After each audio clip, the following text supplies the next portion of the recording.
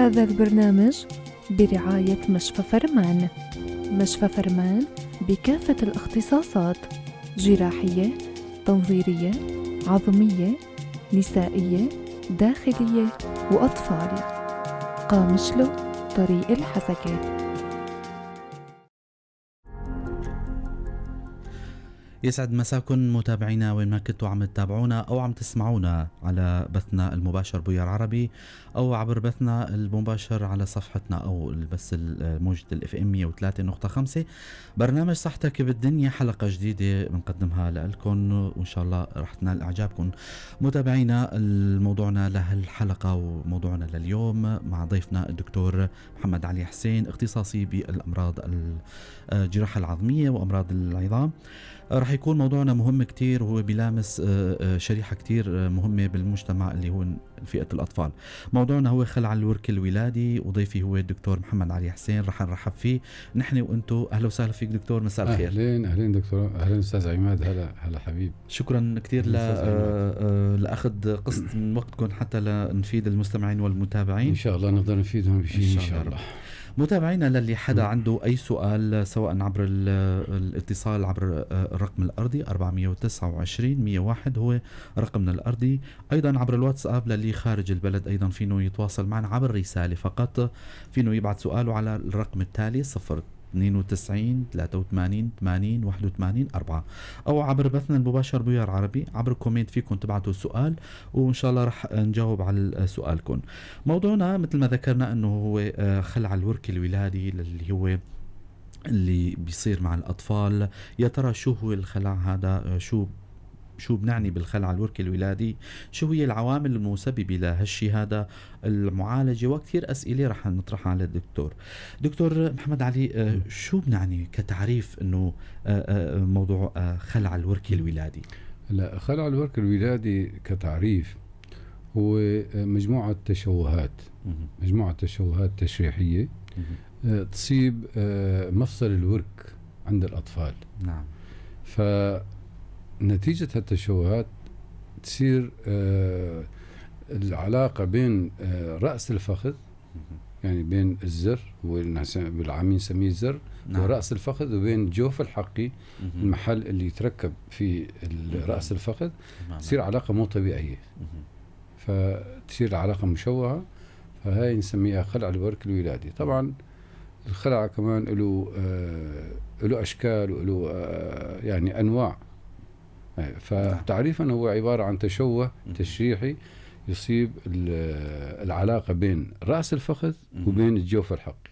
أكيد من اسمه حتى مبين دكتور إنه معناتها عم يصير يعني بيصير أثناء الولادة، يعني أو لا للطفل المولود يعني. لا، هو يعني فعلا في شيء مع يعني كأنه الناس مثلا اسمه خلع الورك الولادي. نعم.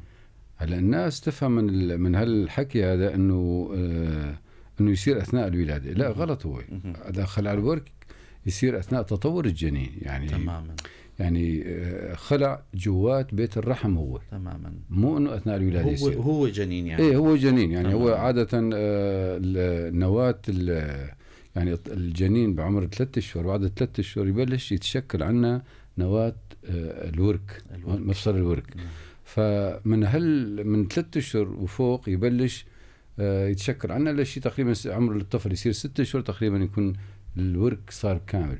بهالفترة يصير عنا التشوه. تماما. يعني لسه عمر الطفل ما بين هو بطن أمه 3 أشهر ل6 أشهر، يعني أثناء تطور الجنين يصير الخلع. طب دكتور، إذا بنتساءل إنه يا ترى شو هي العوامل المسببة، شو هي الأسباب اللي عم يعني تخلي يتشكل هالحالة هاي؟ أو الخلع هو السبب الرئيسي في أثناء تطور الجنين هو رخاوة الأربطة. تماما. رخاوة الأربطة اللي تحيط بمفصل الورك. نعم. رخاوة الأربطة أو زيادة مرونتها يخلي أثناء تطور الجنين رأس الفخذ يترك الجوف ويطلع لبرا نتيجة رخاوة الأربطة. فيبقى رأس الفخذ برات الجوف، والجوف يبقى تماما يعني بالشكل هذا. تماما. الجوف يبقى يعني فاضي أو في شوية أنسجة بس. نعم. فيعني تصير العلاقة بين الرأس والجوف علاقة مو طبيعية. تمام. فهو السبب الرئيسي هو رخاوة الأربطة تمام. أثناء تطور الجنين.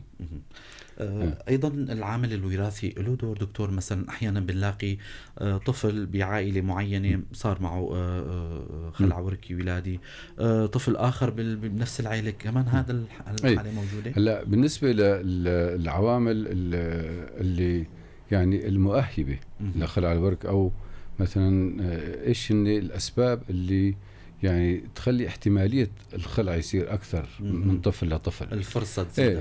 هلا جنس المولود، يعني مثلا عند الإناث أكثر من الذكور، يعني بنسبة 80%. ليش عند الإناث أكثر من الذكور؟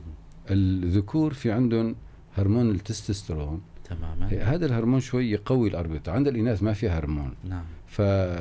يعني طبعا الهرمون الأنثوي من الأم عن طريق الدم يجي على الجنين. تماما. فإذا إذا كان جنس الجنين ذكر، في عنده هرمون التستوستيرون أحيانا يقاوم هالهرمون هذا، بالتالي الأربطة تبقى شوي قوية.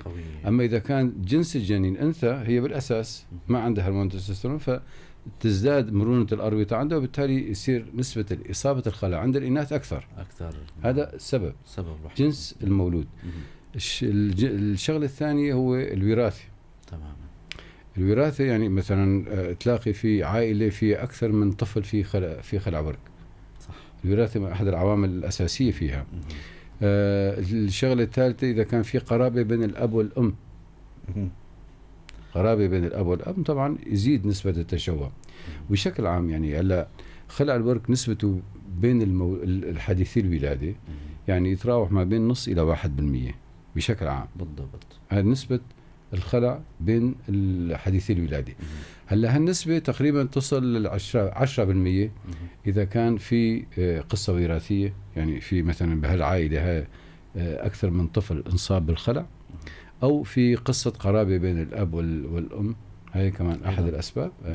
يعني هاي العوامل اللي تزيد يعني تصل النسبة في هيك حالات لأكثر من 10%. تماما. رح أذكر المستمعين للي حدا عنده سؤال. طبعا ضيفنا ضمن الاستوديو هو الدكتور محمد علي حسين، اختصاصي بالجراحة العظمية. للي حدا عنده سؤال فينه يتصل على الرقم الأرضي 429 101 أو عبر واتساب 093 82 80 81 4 ضمن رسالة. وللي برات البلد حتى فينهم أيضا يبعثوا لنا رسالة للي حدا عنده سؤال بخصوص موضوعنا اللي هو خلع الورك الولادي. دكتور، عرفنا العوامل المسببة لهالحالة هاي، أو بما يسمى حالة ربما، أو هي مو مرض ربما.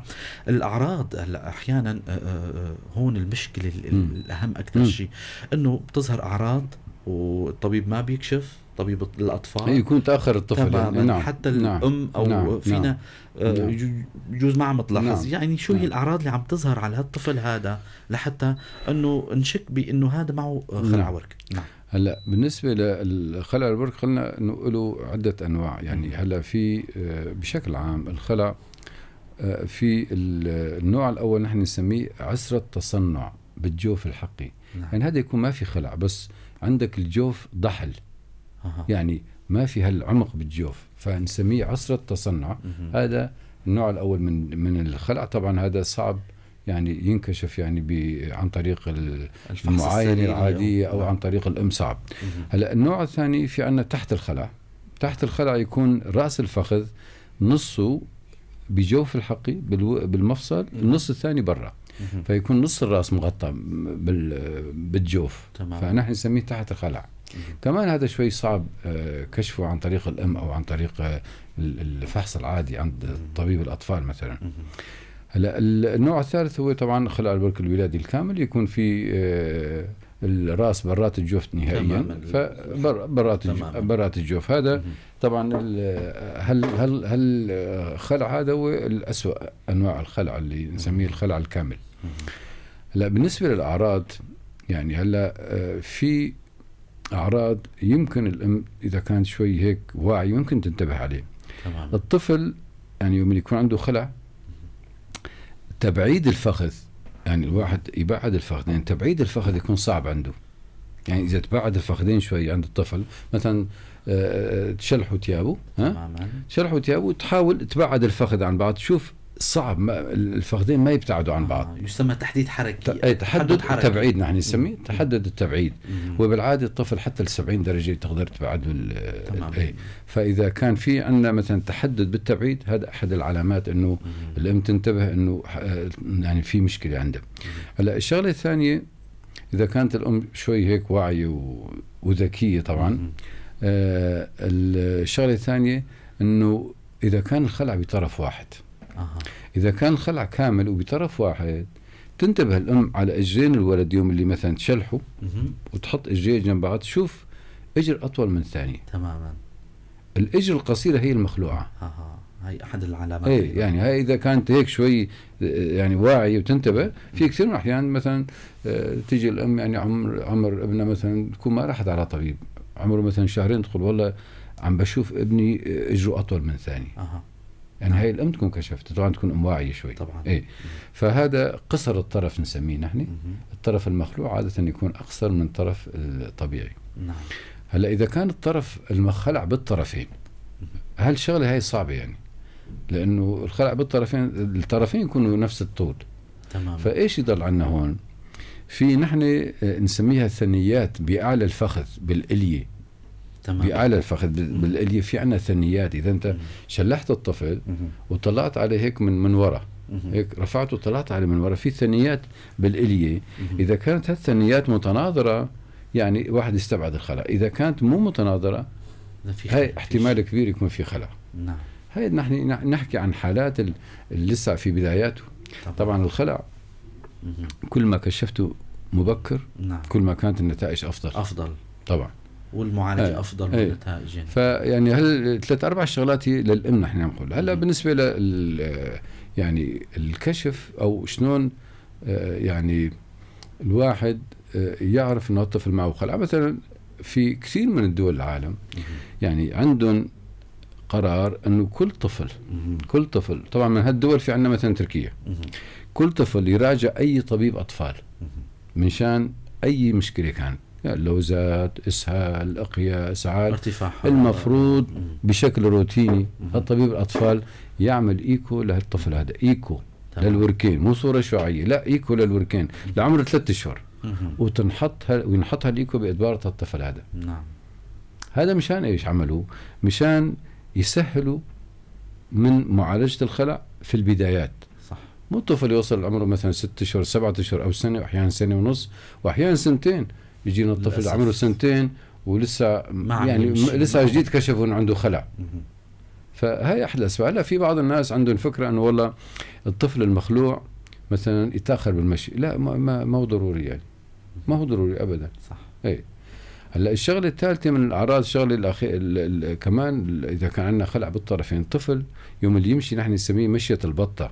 تماما. يعني الطفل يمشي وفي عنده بروز لبطنه لقدام، وفي عنده بزخ بالقطن عند الإلية لورا، نسميها مشية البطة. يعني يمشي هيك وهيك.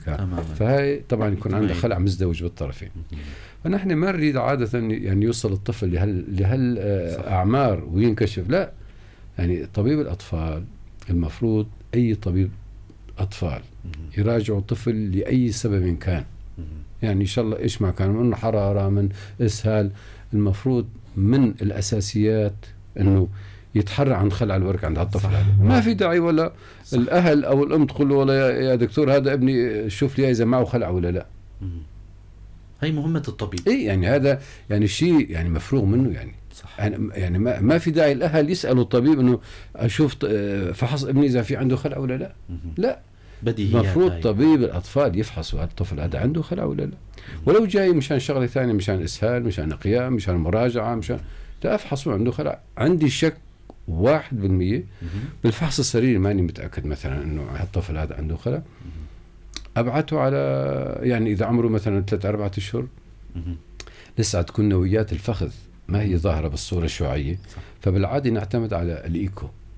يعني يبين بالإيكو عمر الطفل يوم واحد حتى. حتى احيانا في حالات مثل ما ذكرت ربما بالفحص السريري ما يبين، ما راح يبين. يعني في عندنا في عندنا مثلا اختبارين، اختبار بارو واورتولاني. تماما. هذا عاده طبيب الاطفال اذا عنده شويه خبره يعني يحس بطاقه بكذا، ربما هلا احيانا ما ينتبه او ما تظهر معه الطاقه. صح. فانا اذا عندي مثلا شك 1% ابعده خيو اعمل لي صوره تيكو للوركين، طفل عمره اقل من 4 اشهر اعمل لي صوره تيكو للوركين. دكتور عبر الصوره الشعاعيه ما راح تبين الصوره الشعاعيه عاده يعني ما تبين في البدايات، يعني بعد 3-4 اشهر.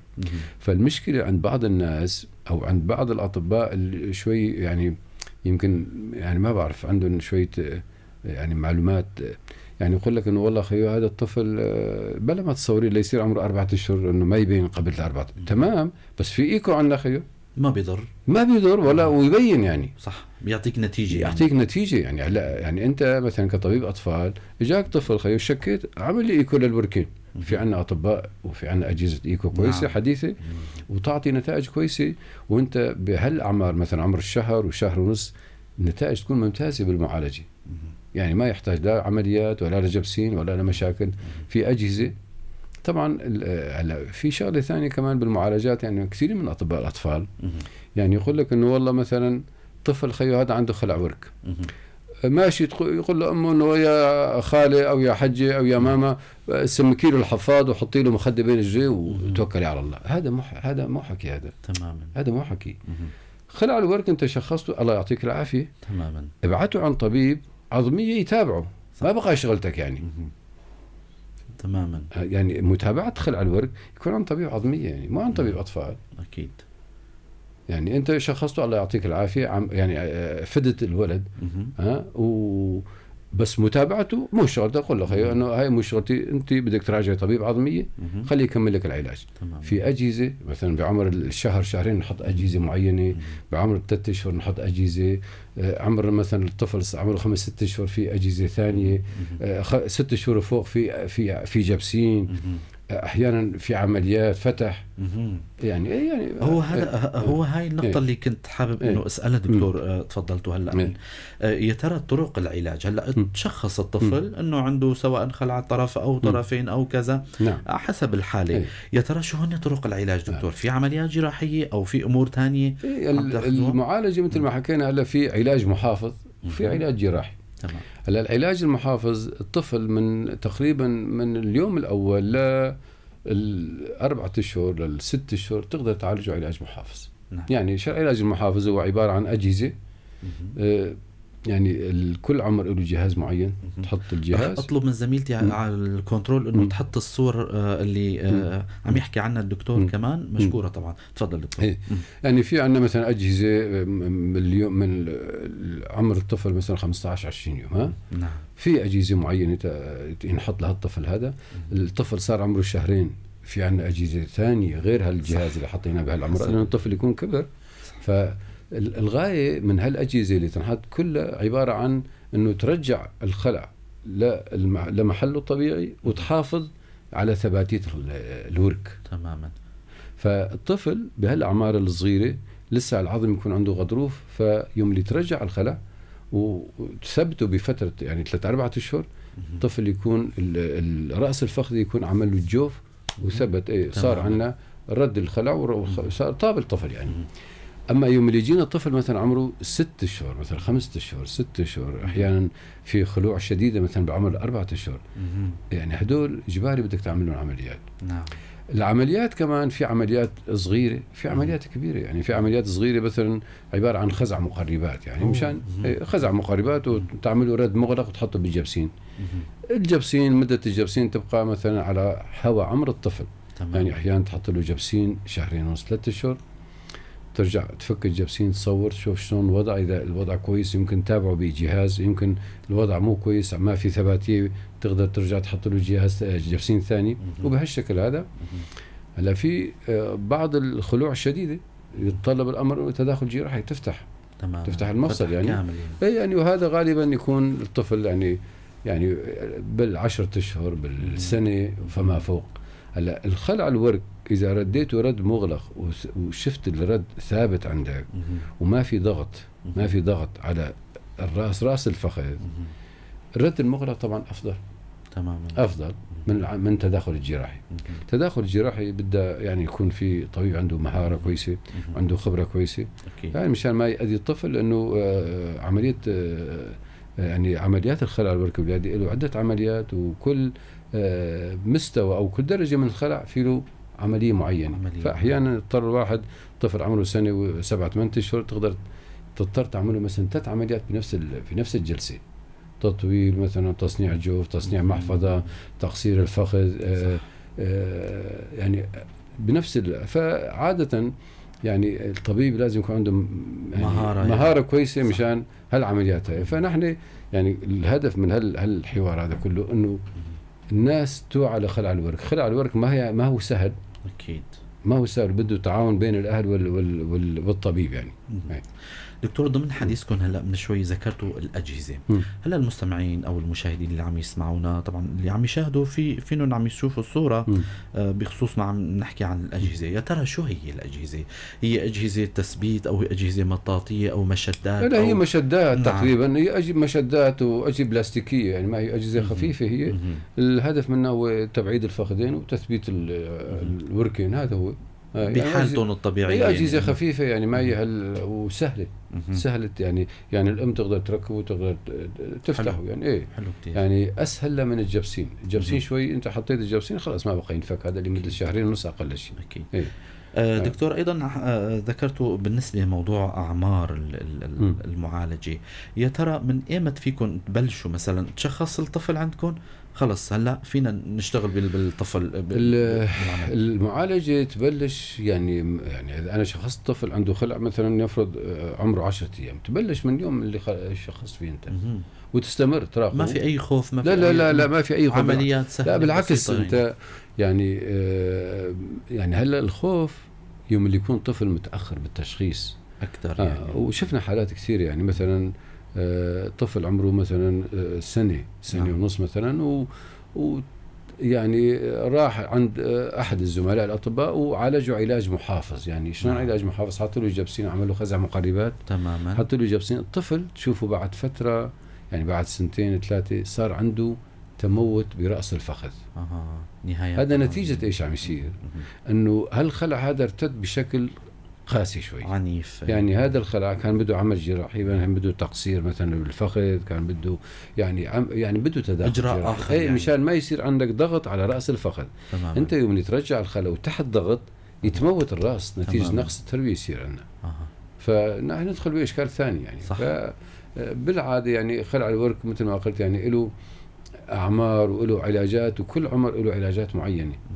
وخلع الورك يعني الناس لهلا ما تعرف شلون يعني تتعامل مع ايش هو خلع. يعني مفكروا انه خلع شغله فاضي، يعني ما هاي مشكله كبيره مصيريه للطفل. مصيريه. نعم. لانه هذا الطفل اذا ضل مخلوع هلا 3-4 سنوات نتائج كويسه، بعد ال4 سنوات نتائج مو كويسه، غير مضمونه حتى. مو كويسه يعني. حتى انعمل شفنا حالات عملوا بدمشق وبحلب نتائج مو كويسه، عند اساتذه الجامعه نتائج مو كويسه. صح. فيعني الطفل معه خلع وصل يضل يعرج، مشيته مو طبيعي، يضل عمره 20-25 سنة يتوجع يومتها بقى بدك تعمله تبديل مفصل، تحط له مفصل صناعي تماما، وهذا يعني المفصل عمره يعني محدد يعني فهي مشكلة يعني. فالناس انه توعى لهالشغلة الخلع، يعني ما هو سهل اذا كان يعني في نوع من التوعية بين الاهل يعني، ويعرفوا ايش هو الخلع وشلون. يعني احيانا يجيك طفل والله انت مثلا تحط له الجهاز يروح على البيت بعد 20 يوم شهر يكب الجهاز ويضل خلاص. هذا غلط. هذا صح. الجهاز او الجبسين ما يصير انت توقف المعالجه لبين ما طبيبك يقول خلاص تماما الطفل هذا طاب. نعم. اما انه والله حط جهاز شهر ونص ولازم يطيب هالطفل، ما يطيب شهر ونص. صح. دكتور، رح نختم لقائنا بمجموعة من النصائح. رح طبعا كطبيب عظمية تنصحوا زملائكم الأطباء الأطفال والشريحة الأهم يعني، والآباء يعني الأمهات، الفئة اللي عم يلامسوا الطفل مباشرة. ورح نختم لقائنا بهذا. بالنسبة هلا الأطباء الأطفال بشكل أساسي لأنه يعني هن اختصاصهم أطفال. تماما. فمن ضمن الاختصاص يعني مثل ما قلت قبل كمان انه كل طفل يراجع طبيب اطفال. يعني حتى ما في داعي الاهل يطلبوا منه انه والله شوف لنا الولد معه خلع ولا لا. جاي مثلا معه اسهال، اشوف عنده خلع ولا لا. صح. شكيت فيه، عملوا صورة إيكو إذا عمره 3-4 أشهر، إذا عمره فوق 4 أشهر عملوا صورة شعاعية، طلع في عنده خلع، خيو بدك تراجع طبيب عظمية مشان يتابع لك. الله يعطيك العافية، أنت هون مهمتك خلصت. صح. صار المهمة عن طبيب العظمية. تماما. هذا كثير مهم.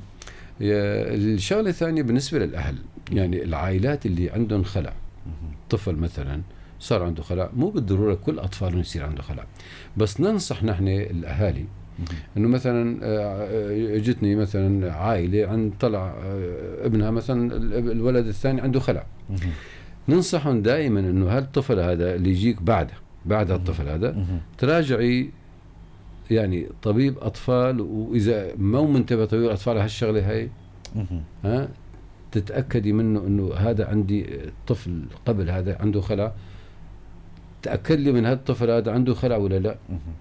عملي صورة إيكو، عملي صورة شعاعية تتأكد إنه عنده خلع ولا لا.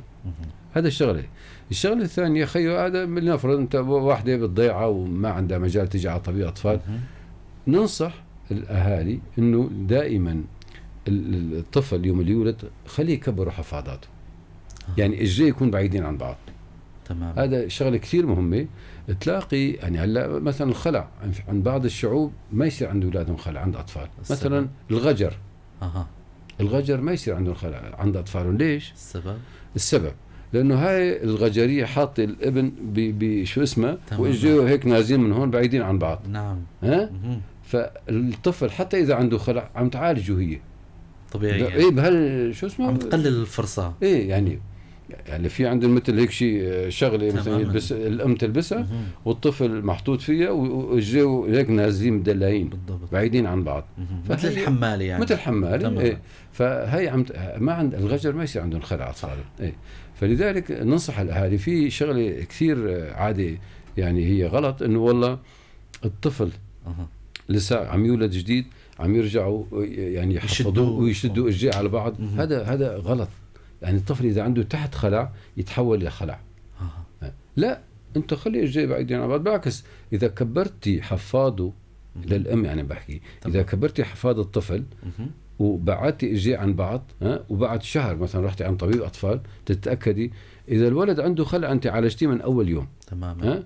وإذا ما عنده خلع ما ضريتي شيء للولد. صح. حلو كتير. إيه يعني هاي كثير مهمة ولا زالت هالعادة موجودة عندنا يعني. طبعا. قبل ما نختم في الأخ إسماعيل عم يسأل يعطيكم العافية للدكتور، هل يوجد طب بديل أو مثلا يأكل فيتامين بدل ما يعمل جراحة؟ ما في. لا هذا ما إذا الطفل استدعى عمل جراحي، الطفل إذا كان مخلوع فله كل عمر له معالجات معينة، يعني مو كل طفل بده عمل جراحي. الأعمار طبعا فوق 6 أشهر غالبا بدنا عمليات، يعني عمليات جراحية، وفي عمليات جراحية صغيرة في عمليات جراحية كبيرة، بس من 6 وتحت كله عادة بالأجهزة تتعالج يعني. بنهاية اللقاء بشكر الدكتور محمد علي حسين اختصاصي بالجراحة العظمية لهالمعلومات القيمة اللي أعطانا إياها. أيضا بشكر زملائي على الكنترول والبث المباشر. ألف شكر لكم دكتور. شكرا لك. شكرا لك أستاذ عماد. يا أهلا وسهلا. ضلوا بخير وسلامة متابعينا لحلقة جديدة للأسبوع الجاي. أهلا وسهلا فيكم مرة ثانية.